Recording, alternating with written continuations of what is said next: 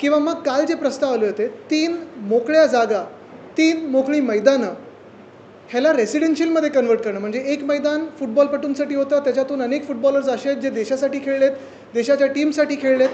ते मैदान त्यांना एक्झिबिशन सेंटरमध्ये करायचं होतं. अरे राहू ते, खुर्चीचाच खेळ चालू आहे, पण थोडं तो आवाज इथपर्यंत येतो, मग तुमच्या बातम्या काहीतरी भलत्या लागतात, तिकडच्या खुर्चीचा खेळ. तर सांगण्याचा मुद्दा हा आहे की पहिला जो त्यांचा प्रस्ताव होता, एक मोकळं मैदान बँड्रा वेस्टमधलं जिथे फुटबॉलर्स खेळतात, हजारो फुटबॉलर्स प्रत्येक वर्षी खेळतात, वेगळ्या वेगळ्या टुर्नामेंट्समध्ये खेळतात, तिथून देशाच्या टीमसाठी खेळलेले आहेत. ते मैदान त्यांना तिथे एक्झिबिशन सेंटर करायचं होतं. म्हणजे कन्स्ट्रक्शन करायचं आहे, कॉन्ट्रॅक्टरला द्यायचं आहे, मग पुढे कोणाला तरी द्यायचं होतं. ते आज आम्ही हाणून पाडलेले आहे. तो प्रस्ताव नॉट टेकन झालेला आहे. दुसरा प्रस्ताव होता जो म्हणजे मलबार हिल इथे एक मोकळं मैदान आहे, उद्यान आहे, आणि तेच रिक्रिएशन ग्राउंड बाजूला एका उद्योगपत्याचा बंगला बनतोय आणि त्या उद्योगपतीला तिकडचं FSI पाहिजे, तेच मोकळं मैदान त्याच्या बंगल्याच्या आत पाहिजे, म्हणून जनतेला बाहेर ठेवायचं, मुंबईकरांना बाहेर ठेवायचं, जनसामान्यांना बाहेर ठेवायचं आणि ते मैदान स्वतःच्याच अंगणात घ्यायचं. हा जो दुसरा प्रस्ताव होता तो आम्ही हाणून पाडलेला आहे. आणि तिसरा प्रस्ताव म्हणजे वर्षा बंगल्याच्या काही फुटावर एका सोसायटीच्या बाजूलाच एक हरितपट्टा होता, ते देखील कन्वर्ट करून रेसिडेन्शियलमध्ये करायचं. हा प्रस्ताव हाणून पाडला. पण ह्याच्याहूनही पुढे जाऊन अजून एक भयानक प्रस्ताव जो खाजगीकरणाचा होता तो म्हणजे रक्तपेढ्यांचा. ब्लड बँक आत्तापर्यंत मुंबई महानगरपालिकेच्या मोफत असायच्या. सगळ्या पेशंटना आपण मोफत पिशव्या द्यायचो आणि मुंबईकरांचं रक्त असेल, ज्यांनी रक्तदान केलेलं आहे. आपण पाहतो अनेक पक्ष असतील, अनेक सामाजिक संस्था असतील, अनेक NGOज असतील, ह्या सगळे रक्तदान करतात आणि त्याच्यात पुढाकार शिवसेनेचा नेहमी असलेला आहे.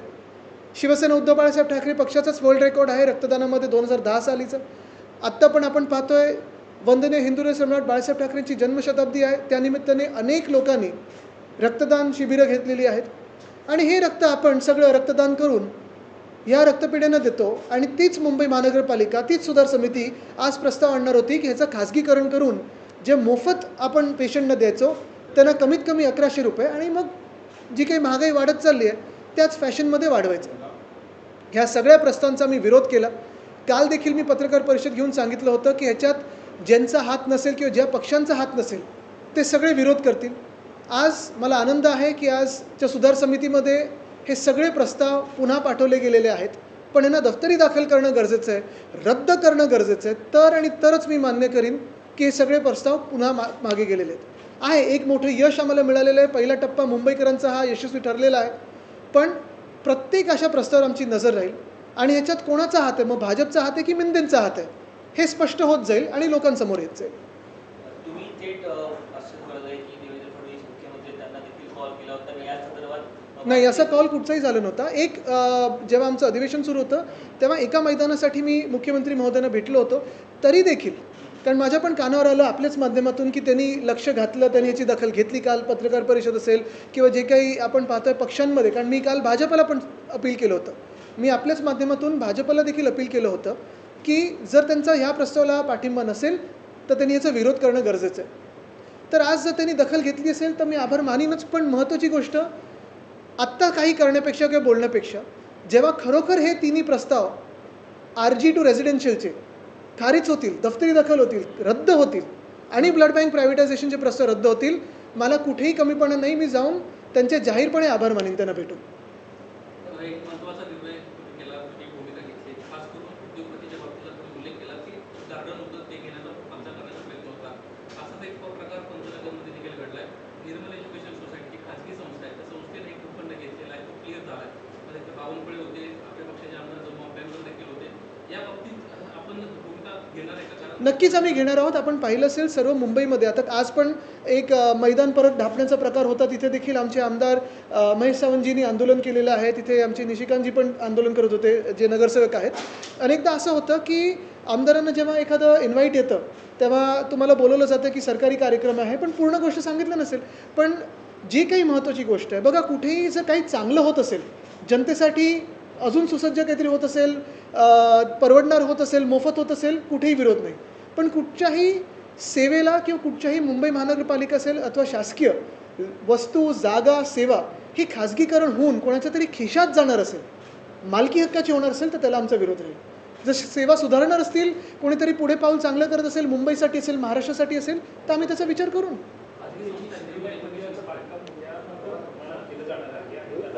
लागून असलेलं मैदान जे आहे आणि त्याच मैदानाचा मुद्दा होता आणि त्यापासून आंदोलन सुद्धा झालं. अनेक मैदानं अशा प्रकारे आता नाहीशी होताना पाहायला मिळतात. तर मुलांच्या खेळण्याचा प्रश्न आजचं जे पावलं आमचं आणि आजचं जे यश आहे मुंबईकरांचं यश आहे. फक्त काही आमचं नाही, आम्ही म्हणजे मुंबईकरांचाच आवाज उठवत होतो. 3 मोकळी मैदानं आम्ही आज वाचवण्याचा प्रयत्न केला, तो यशस्वी ठरला. पण जसं मी सांगितलं की मुख्यमंत्र्यांचे आभार असेल किंवा पूर्ण समितीचे आभार, हे मी ह्याच वेळी मानीन जेव्हा हे जे प्रस्ताव आहेत ते पूर्णपणे रद्द होतील आणि ज्या आत्ता जसे मोकळी जागा आहे किंवा जिथे फुटबॉल असेल, जिथे हरितपत्ता असेल, ते पुन्हा रिस्टोर होईल. हे पहिली गोष्ट. दुसरी गोष्ट म्हणजे जसं आपण सांगितलं ना की साधारणपणे हे जे काही प्रकार चालू आहेत, कुठे काय DPमध्ये चेंज होतोय का, सुधार समितीमध्ये, आणि म्हणून मी काल विचारलं ना की सुधार समिती की बिघाड समिती, हे तिकडच्या सगळ्या लोकांनी विचार करणं गरजेचं आहे, तिकडच्या मेंबर्सनी विचार करणं गरजेचं आहे. एका मोठ्या विश्वासाने ह्या सगळ्या लोकांना, नगरसेवकांना जनतेने मतदान केले, कुठच्याही पक्षाचे असो, आणि आपलं कर्तव्य हे आहे की आपल्या शहराबद्दल आपुलकीने विचार करून शहर वाचवायचं कसं आणि पुढे कसं न्यायचं, हा बॅलन्स कसा साधता येईल. स्थानिक लोकप्रतिनिधींना पण विश्वासात घेतलं जात नाही, कारण 500 कोटींचा निधी हा देण्यात येणार आहे, मात्र आराखडा दाखवला नाही असं सुद्धा. नक्कीच अनेक प्रस्ताव असे असतात आणि आपल्याला अजून एक आठवण करून देईल. काल सिद्धिविनायक मंदिरासाठी 500 कोटी आहेत, पण आमच्या वेळी एकविरा मंदिराचं देखील आम्ही काम सुरू केलं होतं. महाराष्ट्रात 10 पुरातन मंदिरांचं आम्ही काम सुरू केलं होतं. अनेक मंदिरांना फंड दिला होता. त्याचं पुढे काय झालं, कारण एकविरा देवी अनेक, जसं आम्ही भाविक आहोत, अनेक लोक जे जात असतात. आत्ता थोड्या पायऱ्यांची डागडुजी करणं गरजेचं आहे, लिफ्ट लावणं गरजेचं आहे, तिथे बाजूला हेरिटेज साईट आहे, त्या गुंफा आहेत, त्या देखील ठीक करणं गरजेचं आहे.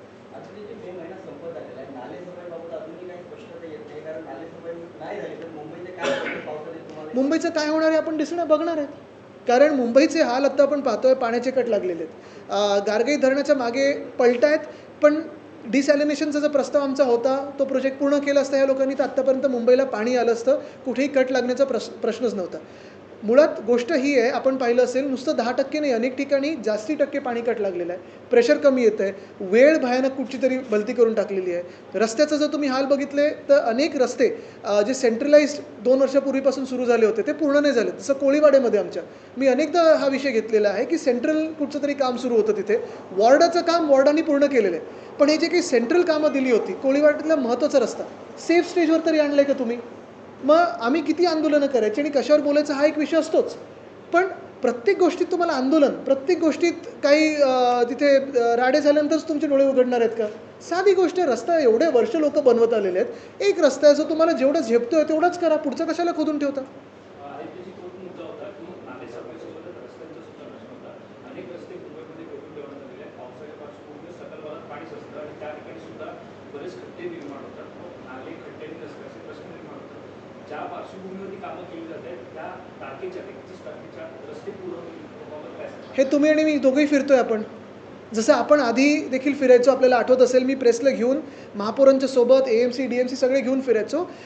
मॉन्सून पूर्वीच्या ज्या बैठका व्हायच्या, काही कोऑर्डिनेशन गरजेचं असतं. आता तर वरपासून खालपर्यंत सगळी इंजिने ह्यांची आहेत, कुठच्या दिशेने गाडी धावते बघा. खाजगी विकासकांनी त्या जमिनीवर कब्जा केला, जवळपास 200 एकरची जमीन आहे आणि TDR जो आहे तो ते विकासकाला महापालिकेकडून देणार, म्हणजे जवळपास 2800 कोटी देणार महापालिकेकडे दिले. ह्याच्यावर अजून काही पुरावे घेऊन आम्ही समोर येणारच आहोत. येऊरचं जे त्यांनी स्कॅम केलं आहे आणि हे सगळं जे काही खाजगी विकासकाला घेऊन जंगलामध्ये, ह्याच्यात जंगलात परत कोण जात असतं तुम्हाला माहिती आहे, तर त्याच्यात कोणाचा हात आहे का हा बघणं गरजेचं आहे. पण मुळात पुन्हा एकदा मी तुम्हाला माझ्या महत्त्वाच्या मुद्द्यावर आणतो. आज एक मोठं यश मुंबईकरांना मिळालेलं आहे. 3 मोकळी मैदानं, जिथून एक तर मोकळं मैदान, एक उद्योगपतीच्या घराच्या बाजूला, दुसरं फुटबॉलसाठी, तिसरं हरितपट्टा, हा आज वाचवण्यात आपल्याला यश मिळालेलं आहे. आणि दुसरं म्हणजे रक्तपेढ्या ज्या आहेत, ब्लड बँक्स, त्या नेहमीसारखे मोफत ठेवण्यात आपल्याला यश मिळालेलं आहे. पण खरं यश हे तेव्हाच मिळेल जेव्हा आपल्याला हे सगळे जे प्रस्ताव आहेत ते रद्द करून मिळतील. कांदा प्रश्न अत्यंत महत्त्वाचा आहे आणि त्यासाठी आज दिल्लीमध्ये बैठक होते. सगळे नेते कांद्या प्रश्नासाठी आम्ही अनेकदा या मागच्या आठवड्यात आंदोलनं केलेली आहेत. आपण पाहिलं असेल, अंबादास दानवेजींनी आपल्या समृद्धी हायवेवर पण केलं आणि काल परवाकडे नाशिकमध्ये पण केलं. ह्याच्यात अनेक लोक आणि अनेक शेतकरी उतरलेले आहेत. पण जसं मी सांगितलं ना की हे सगळे प्रश्न जे आहेत, आंदोलनं होत आहेत, पण सरकार संवेदनशील आहे की नाही हे आता पुढे काय पावलं टाकतं हे ह्याच्यावरनं ठरेल. पण दुसऱ्या बाजूने लोकांनी पण मतदानाच्या वेळी हा पण विचार केला पाहिजे की संवेदनशील सरकारला आपण मतदान करतोय की एखाद्या निर्दयी सरकारला पण मतदान करतोय. एकीकडे कांदा उत्पादकांचा मुद्दा आहे, एकीकडे शेतकऱ्यांचा मुद्दा आहे आणि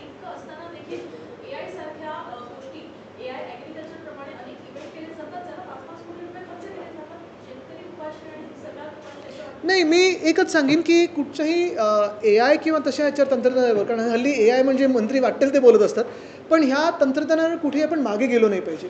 ह्याच्यावर काम झालं पाहिजे, ह्याच्यात देशात आपली संधी मिळालीच पाहिजे, पण त्याचा लवकर आणि योग्य वापर हा आपल्या शेतकऱ्यांसाठी कसा होऊ शकतो, मला वाटतं त्याच्यावर काम केलं पाहिजे. जसं आता एक भारतरत्न MS स्वामीनाथन त्यांची संस्था आहे. त्यांना तुम्ही एक चेक करू शकता त्यांच्याबरोबर की काय नेमकं करू शकतो आपण. परत आता अनेक संस्था ज्या ॲग्रो फार्मर कंपनीज आहेत, आपण पाहू शकता नाशिकच्या आसपास खूप आहेत, छत्रपती संभाजीनगर इथे आहेत, आपल्याच राज्यात जैन इरिगेशन आहे, सह्याद्री फार्मर प्रोड्युसर आहे, मानदेशी हे आहेत. ह्या सगळ्यांना सोबत घेऊन शेतकऱ्यांसाठी काय चांगलं होऊ शकतं ह्याच्यावर काम करणं गरजेचं आहे. आपल्याकडचे ॲग्रिकल्चरल कॉलेजेस आहेत, त्याच्यावर पण आपण थोडं काम करणं आणि त्याचं आधुनिकरण कसं करता येईल हे पण करणं गरजेचं आहे. कारण तुम्हाला एक सांगतो मी, ह्याच्यात असं होतं आहे की काही दशकांपूर्वी एक माल्थुझियन ट्रॅप गोष्ट होती, ज्याचा एक विचार केला होता की लोकसंख्या वाढते पण फूड प्रोडक्शन कमी होईल. आता ते तसं होत नाही आहे, कारण त्यामध्ये टेक्नॉलॉजी आली. पण बोर्लोचं जे आलं किंवा स्वामीनाथनाने जे काम केलं होतं, पण त्यानंतर आता आपण पाहतोय प्रत्येक सीझनमध्ये कधी अवकाळी पाऊस, कधी गारपीट, कधी बियाणंच फसतं आपलं, कधी फर्टिलायझर चुकतं. ह्या सगळ्यामधून AIचा वापर असेल, टेक्नॉलॉजीचा वापर असेल, पण प्रॅक्टिकली ऑन ग्राउंड किती आपण काम करू शकतो आणि ह्या ट्रॅपमधून कसं बाहेर पडू शकतो ह्याच्यावर सरकारने विचार करावा. महायुतीमध्ये शिंदेना दिल्ली दरबारी जावं लागतं, तरी पण कमी जागा पदावर पडतात. सगळेच गेले दिल्ली दरबारी. ठीक है, आज मुझे लगा आप तो नहीं है आज. जो मुंबई में ग्राउंड का लैंड एंक्रोचमेंट चल रहा है उसके बारे में क्या? कल मेरे पत्रकार परिषद के माध्यम से, आप ही के माध्यम से 3 महत्वपूर्ण प्रस्ताव जो रिक्रिएशन ग्राउंड को कन्वर्ट करने के लिए थे टू रेजिडेंशियल, इसकी निंदा तो की लेकिन आंदोलन करने की भी तैयारी दिखाई. इसी वक्त मैंने सभी पॉलिटिकल पार्टीज़, NGO और सारे मुंबईकरों को अपील किया था कि अगर ज़रूरी पड़े तो इसका विरोध तो करेंगे, लेकिन रास्ते पे उतर के इसका विरोध करेंगे. मुंबई में जो मैदान है, अगर आप देखें तो रिक्रिएशन ग्राउंड और प्ले ग्राउंड इन दोनों में बाइफरकेट किए गए हैं. अपने अपने रूल्स रहते हैं, लेकिन ये 3 जो प्रस्ताव थे, कल के जो 3 प्रपोजल्स थे, उसमें 3 रिक्रिएशन ग्राउंड्स को कन्वर्ट करना चाहते थे सरकार रेजिडेंशियल एरिया में. एक था एक इंडस्ट्रियलिस्ट के घर के बाजू में, जहाँ पे उनको वही प्लॉट जो रिक्रिएशन ग्राउंड का था उनको इंडस्ट्रियलिस्ट के घर को अटैच करना था.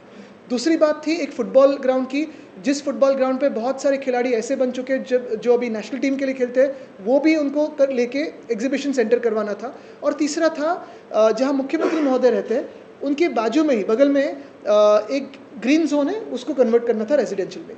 इसका सारा विरोध हमने किया. और चौथी बात एक प्रपोजल की थी, जो ब्लड बैंक्स अभी तक फ्री में थी, मुफ्त में खून मिलता था, उसी को ये कीमत लगाना चाहते थे और प्राइवेटाइज करना चाहते थे. कल जब हमने विरोध किया, सभी को मैंने अपील किया, आज उसका परिणाम आप देख रहे हो. पूरी सुधार समिति ने यानी इम्प्रूवमेंट कमेटी ने भी विरोध किया, और मैं यही चाहता हूँ कि ये चारों प्रस्ताव पूरे के पूरे खारिज हो. अदिति जी, जो ऑनियन प्राइसेस है, फार्मर रास्ते पे उतर रहे, उसको लेकर क्या? मैं सिर्फ यही उम्मीद करता हूँ कि सरकार इनको अर्बन नक्सल ना कहे और इनको टेररिस्ट का टैग ना दे, क्योंकि आपको याद होगा जब किसान पंजाब के हो, उत्तर प्रदेश के हो, हरियाणा के हो, चंडीगढ़ के हो, ये सारे दिल्ली की तरफ आए थे, तो इनको क्या क्या कहा गया था. कोई इनको अर्बन नक्सल कहता था, कोई माओवादी कहता था, कभी लाठीचार्ज हुई, कभी गोली बरसाई, कभी कीले लगाए इनके रास्तों पे. लेकिन आज अगर आप देखें तो किसानों के हाल बहुत ही ख़राब होते जा रहे हैं. हर एक सीज़न में कोई ना कोई आपत्ति आ रही है और कोई जवाब नहीं आ रहा है सरकार का. ठीक है, एक अपील तो हुआ है कि फर्टिलाइज़र ना इस्तेमाल करें, लेकिन जो अनियन है, प्याज है, उसकी कीमत का क्या? जो बेसिक मिनिमम कीमत आनी चाहिए थी, वो कैसे जिएंगे? तो आंदोलन तो जारी है, लेकिन सरकार कोई निर्णय ले. झालं.